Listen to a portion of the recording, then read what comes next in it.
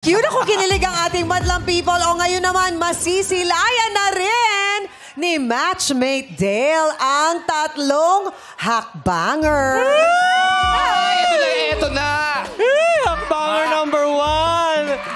Ay, maaari ka nang pumwesto sa itaas at humarap sa wall. Angeline! Ay, nag-aayos pa ng damit si Dale. Wait lang. Ayos muna, Angeline. Okay. Ito na. Hakbanger Reveal! Wow! Actually, di. Nag-uusap na sila. Ay! May mga senyales na. Kakaidigan eh. Okay, close. Okay, sarado. Ay, yan na. Galing. Ay, grabe naman. Nakakakilig yun. O, eto naman. Thank you, Hakbangers 1. Si Hakbangers number 2, maaari ka ng pumwesto. Si Sophie. Okay. Nag-ayos na ng hair si Sophie. Siyempre. Hakbanger Reveal! Open!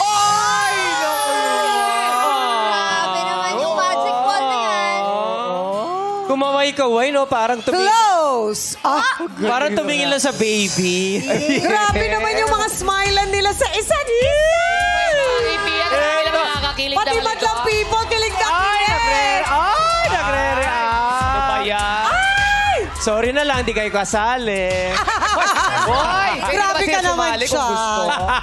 Eto na. Hakbanger number 3. Maaari ka nang pumwesto. Ayan na, nakapwesto na si Lourdes. Hakbanger Reveal!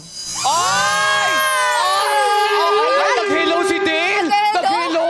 Hello! Sino to? Sabi? Ay, close! Close! Ay! Wala Okay. na nawala.